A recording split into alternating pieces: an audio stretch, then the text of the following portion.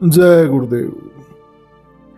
लखनऊ में अलीगंज के रहने वाले एक गुरु भाई श्री तूफानी मौर्य जी, उनका बतलाया हुआ ये वाकया उन्हीं के जीवन का आज यहाँ प्रस्तुत है। उन्होंने बतलाया कि मैंने और मेरी पत्नी ने सन 1972-73 के आसपास आजमगढ़ में परम पूज्य बाबा जय गुरुदेव जी महाराज से नामदान लिया था। तो लखनऊ में चौक और अलीगंज में हरिओम वालों का सत्संग हुआ करता था। तो मेरी पत्नी अक्सर उनके सत्संग में जाया करती थी। मैं खूब मना करता था तो वो मानती नहीं थी और वहाँ से वो प्रसाद लाती थी और मुझे भी वो प्रसाद दिया करती थी।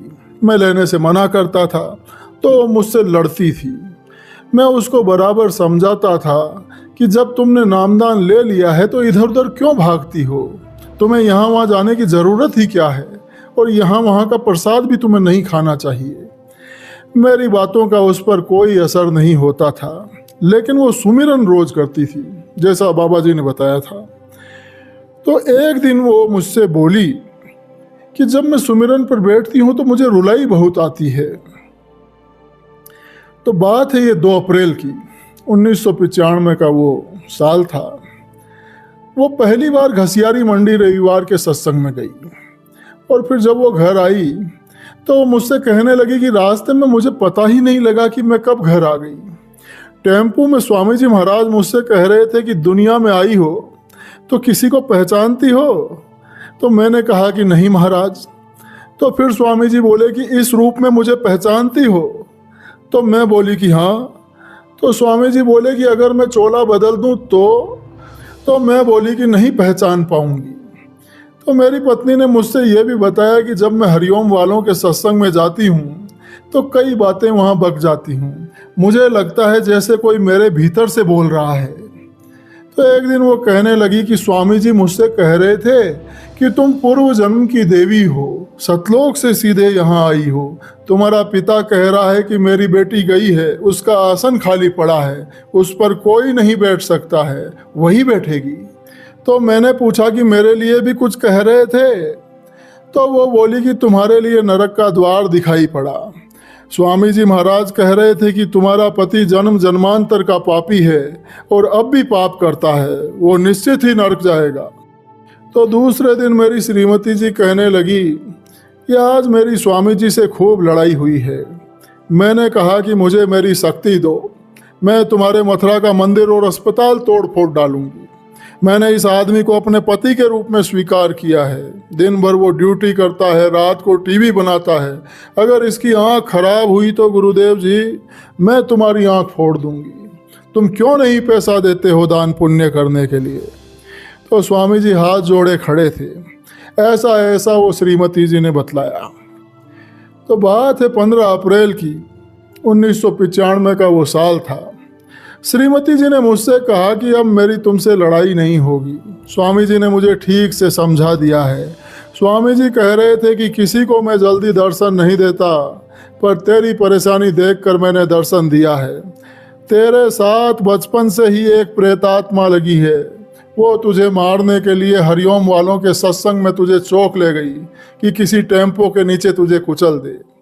जिस दिन होली खेलने तू रिक्शे से जा रही थी उस दिन ट्रक से एक्सीडेंट तेरा होते होते बचा था।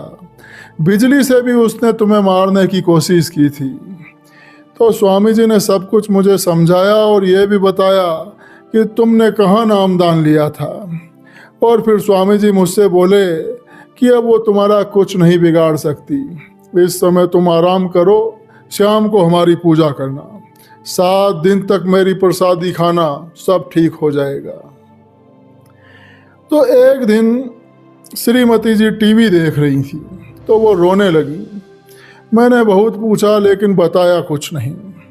फिर दूसरे दिन बताया कि स्वामी जी मुझे डांट रहे थे कि मुझे क्यों नहीं देखती, इसको क्या देखती है, ये वही है जो तुम्हारा नुकसान कर देगी, वही तुम्हारे घर में झगड़ा कराती है। तो स्वामी जी ने यह भी कहा कि तुमको कहीं जाने की ज़रूरत नहीं है, वर उसका ढूंढा जाता है जिसकी शादी नहीं होती। तो फिर दूसरे दिन वो प्रेतात्मा फिर आई और कहने लगी कि मैं आत्मा हूँ, मैं आत्मा हूँ। वो कहने लगी कि मेरे गीत गाओ, तो मेरी पत्नी बोली कि मुझे गीत गाना नहीं आता है। तो उसने कहा तो जिसको आता है उसको बुलाओ। तो श्रीमती जी ने कहा कि मेरे बुलाने से कोई नहीं आएगा। तो वो बोली कि तुम उसकी पूजा क्यों करती हो, यानी गुरु की पूजा क्यों करती हो? वो तो सबके कान में उंगली डलवाता है, वो तुझे क्या देता है? तो श्रीमती जी बोली कि मुझे धन नहीं चाहिए। तो उसने बहुत सी बातें की और तब उस देवी ने कहा, यानी उस प्रेतात्मा ने, कि अब तो मुझे जाना ही पड़ेगा। नामदान के समय तुम्हारा गुरु मुझे देख रहा था। तो मेरी पत्नी बार बार मुझे मथुरा चलने को कह रही थी, लेकिन मेरे पास समय नहीं था। तो 15 अप्रैल सन 1995 को परम पूज्य स्वामी जी महाराज ने मेरी पत्नी को दर्शन दिया और कहा कि तुम अपने पति को परेशान मत किया करो। तुम्हें यहाँ वहाँ जाने की और किसी को चिट्ठी लिखने की कोई ज़रूरत नहीं है। तुम्हारे आसपास जब मेरा सत्संग हो तब वहाँ जाना। उस दिन से आज तक मेरी पत्नी बिल्कुल ठीक है। अब उसे कोई तरह की कोई छाया या कोई शक्ल दिखाई नहीं देती है।